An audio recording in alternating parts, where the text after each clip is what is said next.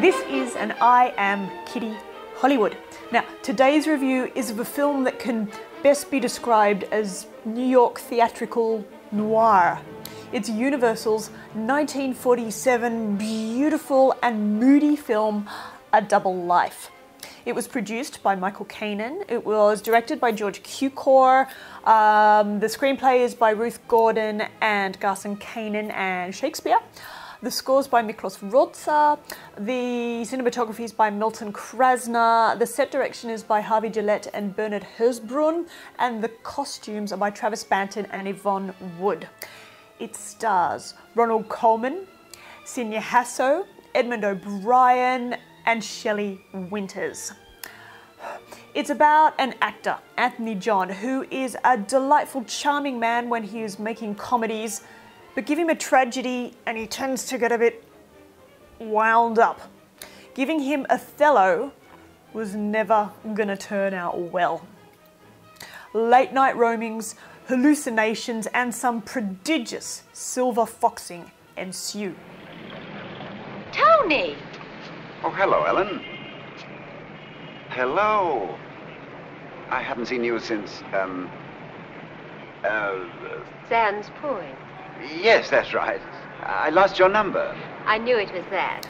I love this film. I'm fascinated by the themes of darkness and obsession that run through it. Now, Ruth Gordon and Garson Kanan were a married writing couple. They've produced a lot, both together and apart. There's Adam's Rib, Pat and Mike, Born Yesterday, and The Actress, just to name a few. They worked with George Cukor, who had started off in the theatre, and so he had a real knowledge and understanding of it, and they put this production together, and they took it to Laurence Olivier, who turned it down. So they went next to Ronald Colman. Now, Ronald Colman was a famous British actor. He had been around since the days of silent films. He's best known for Tale of Two Cities, Random Harvest, Lost Horizon, Prisoner of Zenda. Anyway, he hadn't been on stage for quite some time as an actor, and he was a little bit leery of proper acting. But they said, Ronald, you will win the Oscar. And so he signed up. That's when I got ambition, my boy, when I married Greta. That's when I wanted to be something better than I was. To be an actor, a real actor. Now, Signe Hasso was well known in Sweden, and she was brought out to Hollywood. So they thought, we'll make a second Greta Garbo. And look, she never really caught on as a Garbo facsimile, which isn't her fault at all. She was a very good actress, and she's her own person. She does her own thing, and to try and force her to be something else is really not fair at all. And she's great. She and Ronald Coleman work really beautifully together in this film. Well, if we do go ahead, it means some hard work on my blankety-blank accent. Oh, well, you will be able to manage it, I'm sure. Well, jag skulle vilja se dig göra det här på svenska. Akta dig noga du, det vore nog inte så lätt. Translation, please. Oh, no. I can imagine. Right. Edmond O'Brien is more of a character actor. He became quite famous after this film. He won an Oscar as Best Supporting Actor for The Barefoot Contessa and did a lot of television. And then there's Shelley Winters. Now, pretty much unrecognisable for those Poseidon Adventure fans out there. This was her breakout role. She had actually auditioned for George Cukor many years ago when they were having open auditions for Scarlett O'Hara for Gone with the Wind.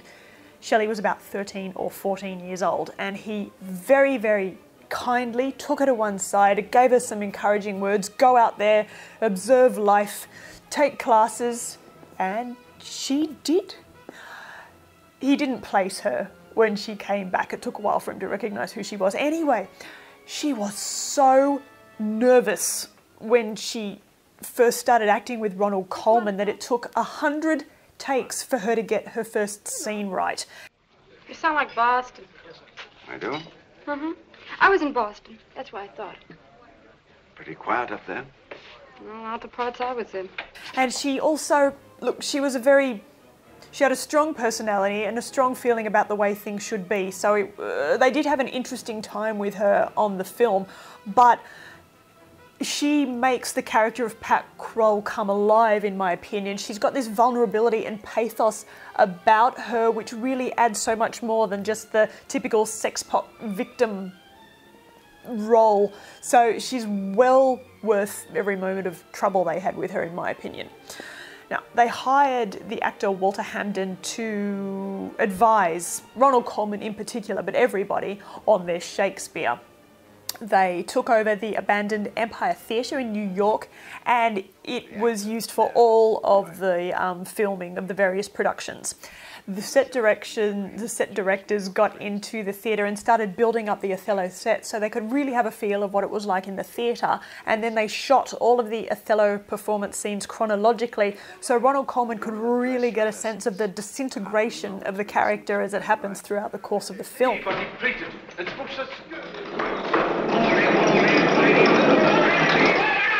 Inevitable things that go wrong.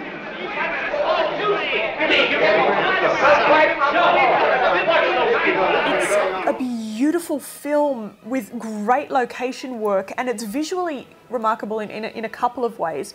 There's the richness of the theatre, the costuming of the theatre, and the gowns of Signe Hasso, and all of this comes together in one way, but then there's also the seedy underbelly of New York and the Ronald Coleman roaming the streets late at night, and in particular her apartment scenes, and they come together to create the most fascinating world.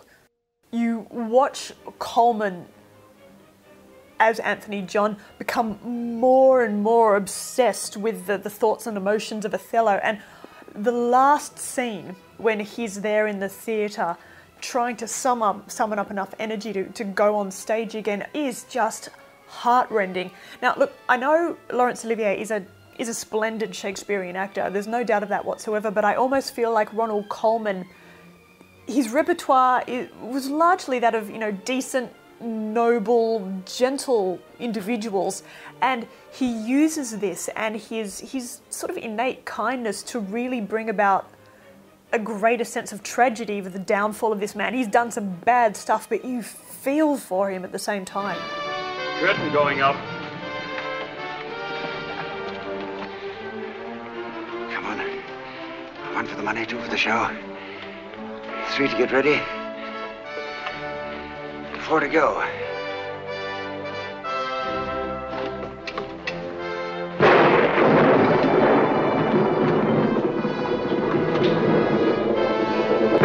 The film was very well received, and Cukor and Gordon and Kanan went about trying to win Coleman his Oscar. They had a screening of this film for every single Academy member.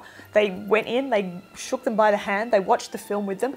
Ronald Coleman took advertisements out in the trade papers, and they did it. He won. He won Best Actor for this film, and look, it was worth it. He is a splendid actor.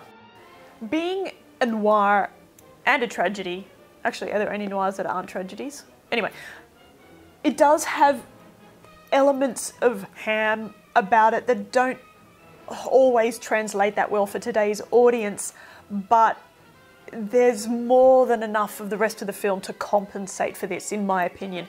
Just watch it. Watch it for Signe Hasso's gowns, her 1880s, 1940s gowns. They are beautiful. Watch it for Millard Mitchell, who plays an enthusiastic reporter. He's best known for playing R.F. Simpson in Singing in the Rain. Watch it for the scenes in Shelley Winters' apartment because they're gorgeous. Just watch it. A Double Life. 10 out of 10.